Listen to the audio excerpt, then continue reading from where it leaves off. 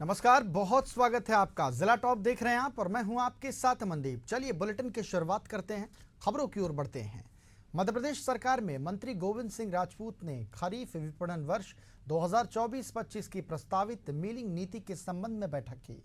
बैठक के दौरान कहा कि प्रदेश में मिलर्स की सुविधा के लिए वेयरहाउस, नॉन और खाद्य संचालनालय में नोडल अधिकारी बनाए जाएंगे। अच्छी और समय पर मिलिंग करने वाले मिलर्स को प्रोत्साहित किया जाएगा। साथ ही गुणवत्ता में कोई समझौता नहीं किया जाएगा। उन्होंने आगे कहा कि गुणवत्ता के लिए जहां जरूरी होगा वहां सख्ती भी की जाएगी।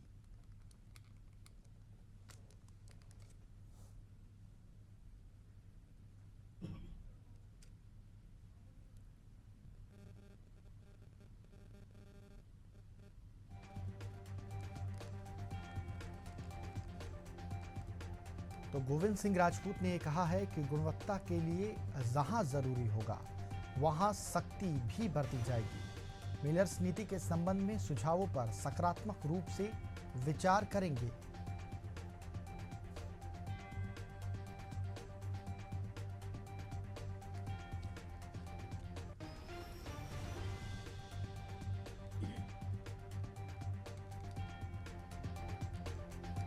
मध्य प्रदेश सरकार में मंत्री गोविंद सिंह राजपूत ने खरीफ विपणन वर्ष 2024-25 की प्रस्तावित मिलिंग नीति के संबंध में बैठक की है। बैठक के दौरान कहा कि प्रदेश में मिलर्स की सुविधा के लिए वेयरहाउस, नॉन और खाद्य संचालनालय में नोडल अधिकारी बनाए जाएंगे।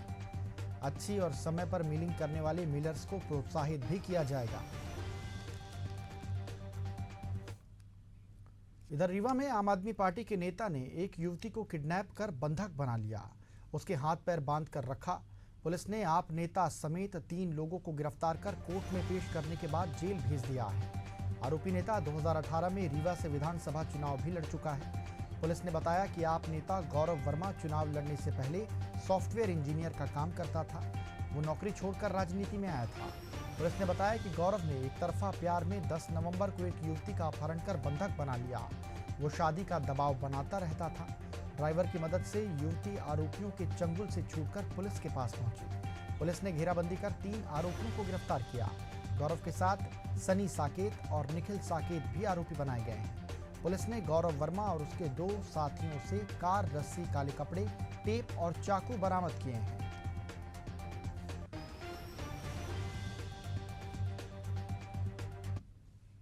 इधर टीकमगढ़ जिले में कलेक्टर के निर्देश पर सरकारी जमीन पर अवैध कब्जाधारियों के खिलाफ प्रशासन का बुलडोजर चला है।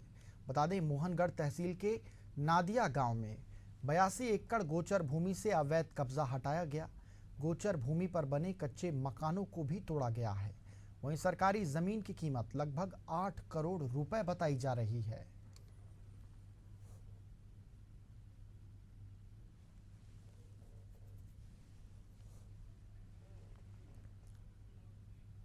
और चलिए भिलाई की बात करते हैं, जहां पर नकली पनीर बनाने वाली एक फैक्ट्री पर छापेमार कार्रवाई की गई है।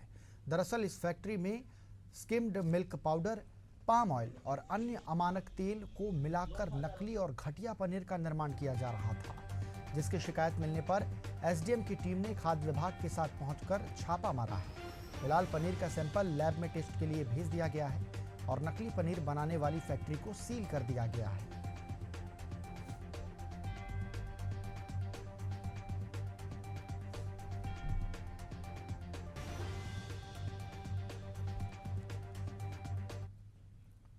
इधर खबर बिलासपुर से है, जहां पर तारबहार थाना क्षेत्र में दिन दहाड़े मनेंद्रगढ़ के एक युवक को अपहरण कर उससे मारपीट करने और उसके घर वालों को एक्सीडेंट की झूठी खबर देकर ऑनलाइन रकम मंगाने का मामला सामने आया, जिसके बाद पुलिस ने आरोपियों को गिरफ्तार कर लिया है। दरअसल मनेंद्रगढ़ निवासी मनोज कुमार गुरुवार दोपहर ट्रेन से उतरकर शहर की ओर जा रहा था। तभी रास्ते में मनोज को 2 लोगों ने रास्ते में ही रोक लिया, जिसके बाद उसे सुनसान इलाके में ले जाकर मारपीट की और उसके घर वालों को एक्सीडेंट की झूठी खबर देकर 3500 रुपये ऑनलाइन मंगवाया और मनोज को वहीं छोड़कर भाग निकले। जिसके बाद पुलिस से प्रार्थी ने शिकायत की और करण साहू और नीतीश नायडू को पुलिस ने गिरफ्तार कर लिया है।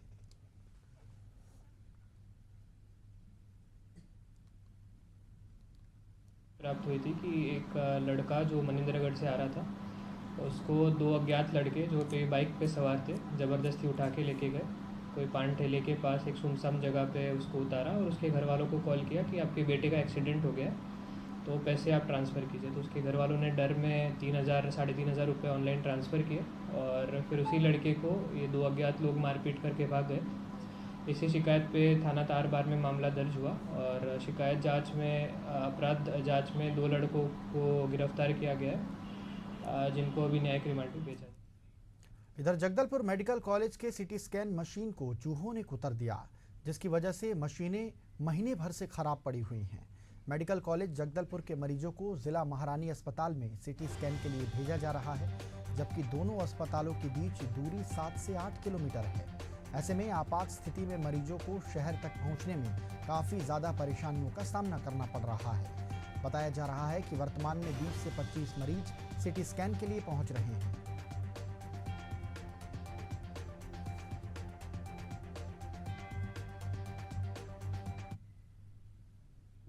एक सिटी स्कैन मशीन है जो कि सुचारू रूप से कार्यरत है। यह मशीन हम ओपीडी के समय एवं इमरजेंसी के समय चलाते हैं। प्रायः हमें दिन भर में लगभग 20 सिटी स्कैन भी करने पड़ रहे हैं। यहाँ मरीजों की संख्या बढ़ी है, लेकिन सभी मरीजों का सिटी स्कैन सुचारू रूप से ओपीडी एवं आपातकालीन समय में किया जा रहा है। लगभग 7 से 10 प्रतिदिन होते थे, अभी लगभग संख्या 20 प्रतिदिन के ऊपर जा चुकी है। इधर मुंगेली के जिला मुख्यालय के करूपान बामपारा ग्राम पंचायत के ग्रामीणों ने सरपंच, सचिव और मनरेगा सहायक के खिलाफ कलेक्टर जनदर्शन में शिकायत का आवेदन दिया है। आवेदन के अनुसार हितग्राही मूलक कार्यों के लिए पैसा तो निकाला गया, लेकिन ग्राम पंचायत में काम नहीं कराया गया।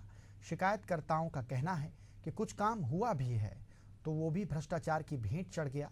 एक ही काम को 2 बार स्वीकृति कराकर राशि निकाली गई है, तो वहीं कई बार आवेदन दिए जाने के बाद भी कोई जांच सामने नहीं आई। पूरे मामले में करूपान के सरपंच लोकराम साहू ने कहा कि ग्राम पंचायत में सभी निर्माण कार्यों को कराया गया है। साथ ही सरपंच ने कहा कि विरोधी सभी जगह होते हैं, जिन्होंने मेरे ऊपर आरोप लगाया है वो विरोधी हैं और मुझे ब्लैकमेल कर पैसे की मांग की जा रही है।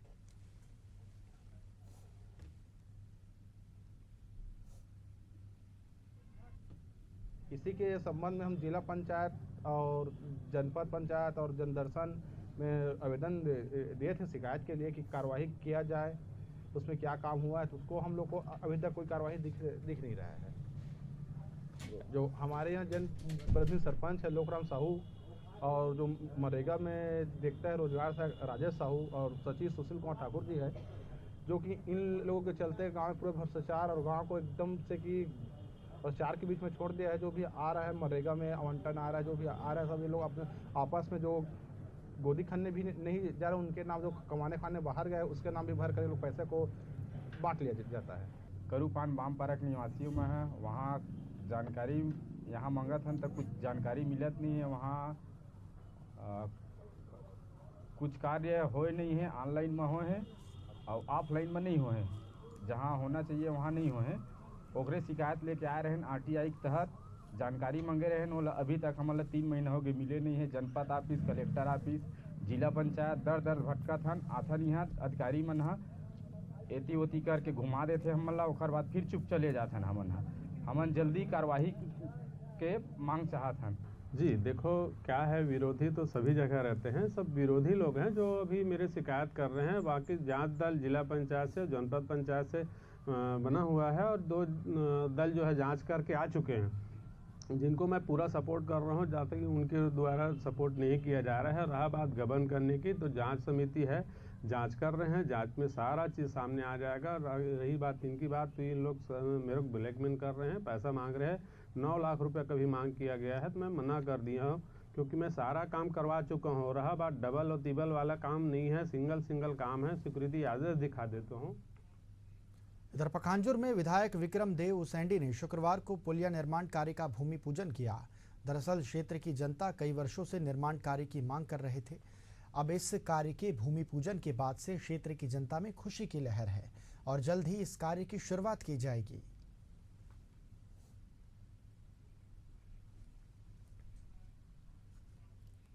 उत्तराखंड के अल्मोड़ा में बॉलीवुड अभिनेता मनोज बाजपेयी को जिला प्रशासन की जमीन खरीद के मामले में नोटिस भेजने के बाद राजनीतिक हलकों में भी हलचल मच गई है।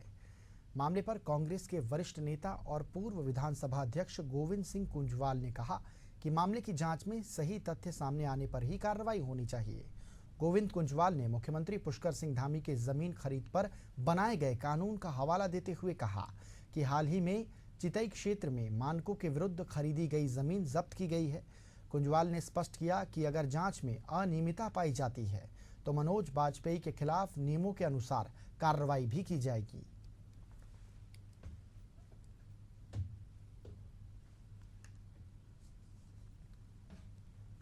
माननीय मुख्यमंत्री जी ने एक निर्णय लिया है, जो हमारे कानून के विरुद्ध जिन्होंने ज़मीन खरीदी होगी उस ज़मीन की जांच करवा रहे हैं, और जांच करने के बाद अगर वो विधिवत नियमानुसार नहीं खरीदी गई है तो उसको सरकार ने जब्त करने का निर्णय लिया है।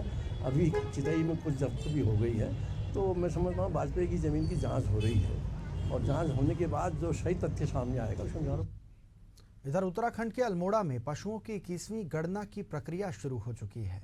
गणना के लिए जिले में 15 सुपरवाइजरों के नेतृत्व में 7 टीमें गठित की गई हैं। फरवरी 2025 तक चलने वाली इस गणना में सरकारी कर्मचारी घर घर जाकर पशुओं की संख्या का आकलन करेंगे। मुख्य पशु चिकित्सा अधिकारी ने बताया कि गणना के माध्यम से पशुओं के रखरखाव और संबंधित योजनाओं के निर्माण और सुधार का कार्य किया जाएगा।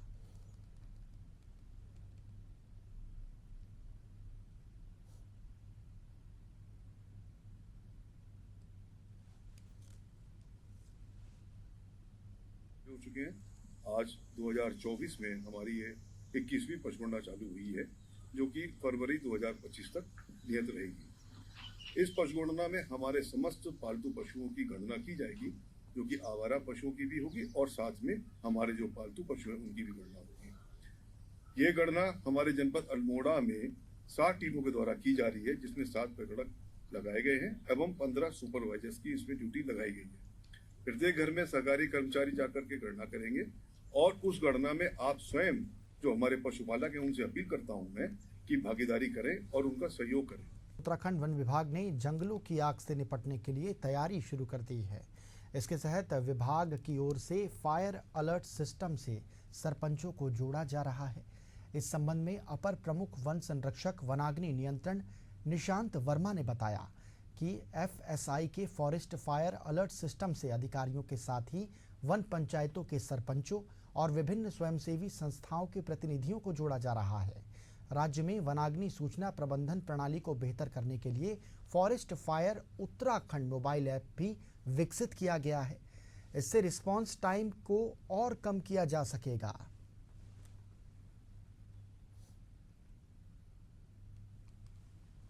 इसमें जैसा कि आप लोग जानते हैं कि आजकल हम लोग जो है वनाग्नि सत्र जो अगले साल आएगा उसकी तैयारी हम लोगों ने अभी से शुरू कर दी है। तो उस तैयारी में ही एक इम्पोर्टेंट कंपोनेंट ये था कि हमारे विभागीय कार्मिकों के साथ साथ फायर अलर्ट सिस्टम में जितने भी हमारे सामुदायिक संस्थान हैं, चाहे हमारी वन पंचायतें हैं, महिला मंगल दल हैं, युवा मंगल दल हैं या वनाग्नि प्रबंधन समितियाँ हैं, उनके प्रतिनिधियों को भी हम लोग इससे जोड़ने जा रहे हैं। उसका आशय ये है कि जब भी कोई फायर उनके आसपास के क्षेत्र में होगी तो उनको तुरंत अलर्ट मिल जाएगा और वो फिर जो है सक्रिय रूप से हमारे साथ जो है हमारे वन कर्मियों के साथ जो है उसको नियंत्रित करने में अपनी भूमिका जो है अदा कर पाएंगे। इधर देहरादून में 2 पक्षों के बीच का विवाद इतना बढ़ गया कि देखते ही देखते विवाद ने सांप्रदायिक हिंसा का रूप ले लिया। इस बीच प्रशासन ने तत्परता बरतते हुए मामला दर्ज कर आगे की कार्रवाई शुरू कर दी है। मामले में देहरादून के SP सिटी प्रमोद कुमार ने सफाई देते हुए कहा कि दोनों पक्षों ने पुलिस को अपनी तहरीर दी है। हालांकि एक पक्ष ने पुलिस पर जो आरोप लगाए हैं उसको SP सिटी ने निराधार करार दिया है। SP सिटी ने बताया कि मामला थाना पटेल नगर क्षेत्र का है। एक पक्ष ने थाना पटेल नगर में अपनी शिकायत दर्ज कराई है, जबकि दूसरे पक्ष ने वसंत विहार पुलिस थाने पहुंचकर अपनी बात बताई। उन्होंने कहा कि संबंधित थाना क्षेत्र में मामलों को पंजीकृत कर दिया गया है। दोनों पक्षों की मेडिकल रिपोर्ट भी मामले में दर्ज कर ली गई है। अब आगे की कार्रवाई की जा रही है।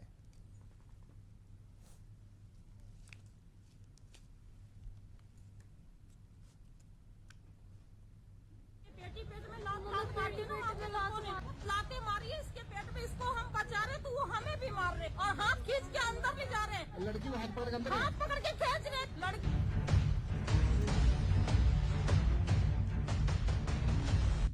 देखिए, ये मामला जो है नेहवाला क्षेत्र का है, थाना पटेल नगर का। वहाँ पे दो पक्षों के बीच इसमें मारपीट हुई थी और उसके उपरांत जो है एक पक्ष जो है थाना पटेल नगर चला गया था, तो उनके चोट भी लगी हुई थी, उनके द्वारा अपना मेडिकल करवाया गया और तहरीर दी गई थी, तो उसके आधार पर एफआईआर पंजीकृत कर ली गई थी।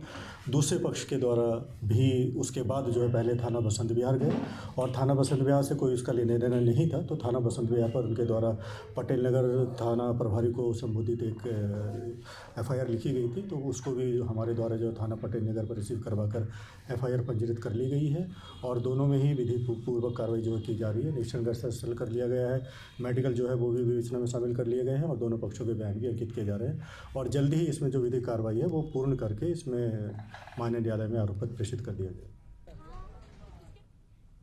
इधर मध्य प्रदेश का ग्वालियर शहर वैसे तो ऐतिहासिक और हेरिटेज सिटी के रूप में जाना जाता है और यूनेस्को से म्यूजिक सिटी का भी दर्जा प्राप्त इसे मिल चुका है, लेकिन इन दिनों इस शहर की ज़्यादातर सड़कें शराब पीने का अड्डा बन गई हैं। ये स्पेशल रिपोर्ट देख लीजिए।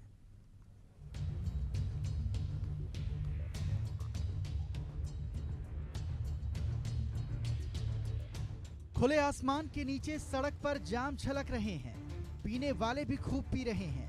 पीने का ये सिलसिला किसी वक्त का मोहताज नहीं। दोपहर से शुरू होकर यह महफिल शाम होते होते शराब से सराबोर हो जाती है। सड़क के फुटपाथ पर छलकते जाम और शराबियों की ये तस्वीर ग्वालियर की है। सरकार ने अहाते ये सोचकर बंद किए थे कि लोग शराब के नशे में बहकते नजर न आए, लेकिन अहाते बंद करने की घोषणा करने वाले तत्कालीन मुख्यमंत्री शिवराज सिंह चौहान इन तस्वीरों को देखकर जरूर हैरान होंगे। ग्वालियर में ऐसी तस्वीर आपको हर उस सड़क पर नजर आएगी जहां शराब की दुकानें हैं। मध्य प्रदेश सरकार के कैबिनेट मंत्री नारायण सिंह कुशवाहा ने हाल ही में अपने एक बयान में कहा था कि पीना है तो घर पर बैठकर पिएं, लेकिन इसमें शराबियों का मानना है कि घर पर बीवी बच्चे नहीं पीने देते और पीने की आदत है तो फिर कहाँ पिए। ये जो दुकानें मदिरा की खोली गई हैं, शायद प्रदेश में कोई नई दुकान नहीं बढ़ाई गई है। ये मध्य प्रदेश पहला राज्य है, नहीं हर प्रांत में दुकानों में हर साल बढ़ोतरी होती है। अधिकतर प्रांतों में मध्य प्रदेश एक ऐसा स्टेट है जहाँ पे सरकार ने कोई दुकानें नहीं बढ़ाई हैं। जो मदिरा की दुकानें हैं उनको भी धीरे धीरे कम करने का निर्णय हमारी सरकार समय समय पर ले रही है। आपने देखा होगा नर्मदा के किनारे जितनी भी मदिरे की दुकानें थीं वो पूरी तरह बंद हो चुकी हैं मुख्यमंत्री जी के निर्देशानुसार। और यदि जो दारू प्रेमी, जो भी शराब प्रेमी अगर कहीं बाहर रोड पे ऐसे दारू पीते हुए आप बता रहे हैं कि लोग बैठ के बाहर पीते हैं दारू, तो निश्चित रूप से मैं ऐसा मानता हूँ अगर कोई इस प्रकार से सार्वजनिक स्थल पर मदिरा पान का उपयोग कर रहा है तो आपको भी अपने चैनल के माध्यम से बताना चाहिए, उसके खिलाफ कार्रवाई करेगा प्रशासन। सड़क किनारे खुले में पीने वालों की ना तो कोई रोक टोक है और ना ही मॉनिटरिंग। प्रशासन की ओर से कोई जुर्माना भी होता नहीं दिखाई देता। हालांकि आम रास्ते पर शराब पीना या किसी तरह से नागरिकों के लिए परेशानी खड़ी करना कानूनन अपराध है। बावजूद इसके पुलिस की नजर में ये सब खुलेआम हो रहा है।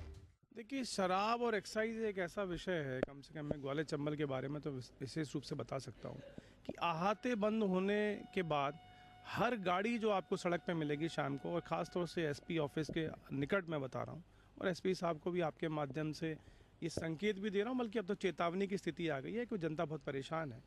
हर गाड़ी में आपको शराब पीते हुए व्यक्ति मिल जाएंगे, हर सड़क पर शराब पीते व्यक्ति मिल जाएंगे, और जिस प्रकार का उनका आचरण होता है उससे जो सामाजिक भय और भयक्रांत हो रहा है, बच्चियां भी शहर में घूमती हैं, ये बहुत दुर्भाग्यपूर्ण है। और यदि एक शहर में इस प्रकार की बार बार पुनरावृत्ति हो रही है और कोई रोक नहीं है तो एक्साइज कमिश्नर, कलेक्टर और एसपी सीधे सीधे इसके लिए जिम्मेदार है। फरवरी 2023 में मध्य प्रदेश सरकार ने शराब के अहाते और शॉप बार बंद कर दिए थे।